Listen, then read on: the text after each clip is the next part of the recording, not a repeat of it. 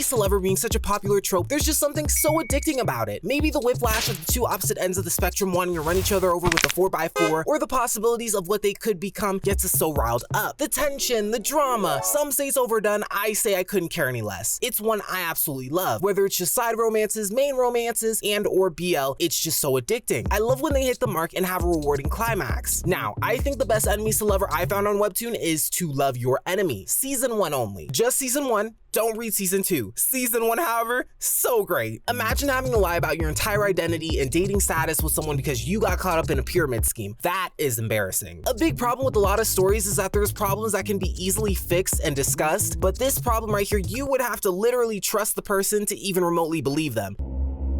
It gives such hilarious and charming moments. Not this one though. But I think it's one of the few that hit the nail on what enemies to lover is supposed to be. The only way the initial conflict could be resolved is only if someone became close in some way. But since I'm making a big declaration, what is an enemies to lover? Crazy how you crashed out. I should have knew it was something when she wouldn't let y'all do her makeup and get her wig combed out. Establishing a strong disliking and believable conflict between both characters. Obvi, they need to hate each other. Not one-sided, but both. Like I want to rip your throat out and use your organs as a stepping stool to clean my mirrors, but not actually doing it.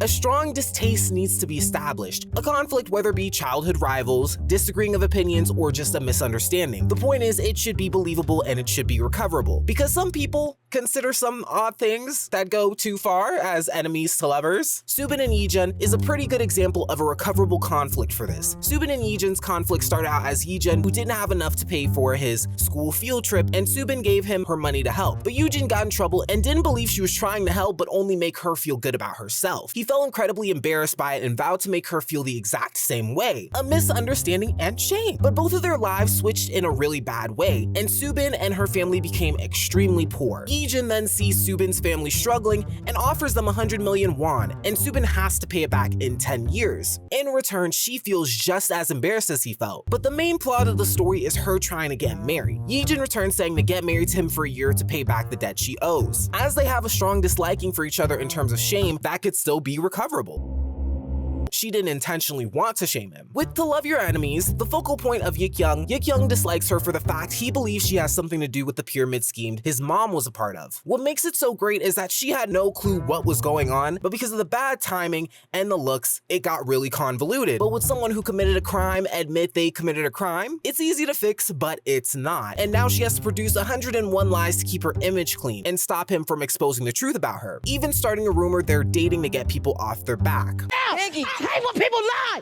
Do not lie! This guy literally cannot stop giving her the worst stares imaginable. The little interactions and snarky remarks are hilarious. I think it's one of the most important parts that makes everything so exciting, especially when you know everything's gonna go down. It's then so important to showcase their worst qualities, but make it interesting. Along with having a conflict that is understandable and recoverable, you should be able to see the worst qualities within a character. They should be able to show the worst facets of themselves between each other because, well, they're enemies. But I love it when it's hilarious. They want to run this person over, but they shouldn't actually do it. It's just funny saying it. A great example being Gabin and Taeyoung. Taeyoung is paid to protect Gabin from being bullied, but as Taeyoung is trying to get closer and get to know her, she's very defensive and thinks he has the same motives as the other students around her and is extremely dismissive of him, often wishing him to go die and constantly asking to be left alone. Quite reasonably so, students have tried to drop a plant pot on her head. The bullying was insane, often showing her worst traits to an innocent bystander.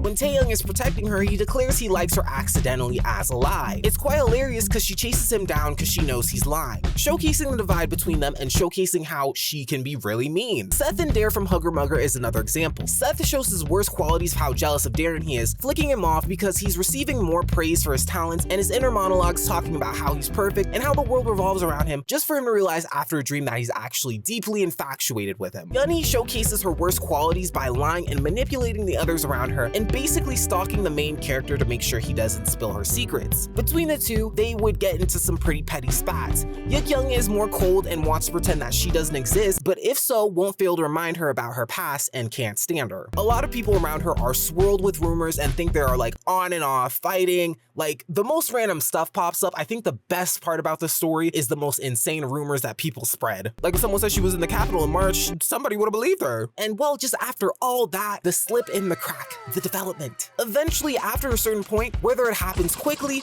or slow burn, something about these two opposites track. There's a moment that breaks the tension and can make them friends or mutuals. Kangdae and Bosun being an example of this, both being neighbors and it really being mostly Kangdae annoyed by Bosun's existence. After several, and I mean several, hundreds of attempts of Bosun trying to make friends, it took a whole moment of Kangdae thinking he was being cheated on by a relationship made up in his own head, and being fed up with him, he snaps on him and later apologizes for being a complete douchebag. To then realize, wow, this person is really making the effort to talk and be friends with me. But like Gabin from She's Hopeless, they both suffered from both being bullied, but Kangdae wasn't one who often tried to fight back, which builds disliking for Bosun. But after constant kindness and effort, Kangdae puts his cards down and there's a slip in the crack. But by this point, the characters should be showing their best qualities, either being vulnerable and apologizing and opening up. The characters should be developing. Yeonhee on a trip starts to find Yik Young attractive and miss all of the chaos and rumors, and Yeonhee starts actually becoming more compassionate when this son of a bitch couldn't take no for an answer. He literally pushes it over the limit. It took a somewhat friend, a third party, to really merge them together. Yik Young even starts to refer her with honorifics, getting out of his shell more. What the original conflict happens, it becomes kind of small because of how much they actually like each other. The only possible way it could have been resolved. But once you get the slip in the crack, there is the moment where everything comes together.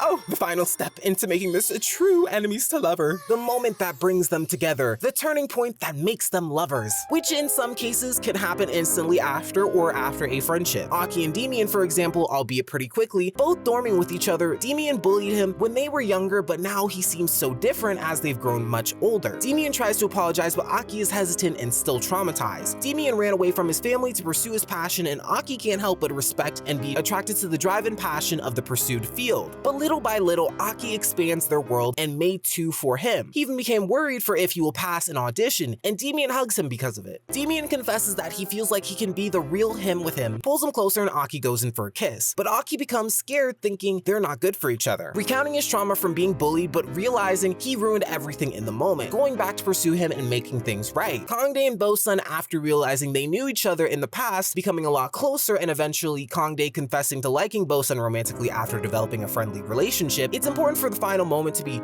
strong, healthy, and satisfying. Honorable mention, or what could have been, enemies to lover, Oliver and Sarah from the Kiss Bet. If you ask me, the conflict is more exciting, but this should be the big reward. I'll leave you to read the series because I don't want to spoil it completely, and I really like it, so I can slightly say maybe Meant to Be is kind of similar with its first kiss, the first moment, but that's pretty much it. I'd recommend the series to you, just don't read past season 1. Don't read season 2. Just pretend it ended at season 1. It gets twisted with cults and convoluted ending. Why did they break up? I couldn't tell you. I don't want to get upset because why? We're not reading past season 1. What do you think makes a good enemies to lover? And I will see you guys out. Make sure to leave a like, share the video, and subscribe.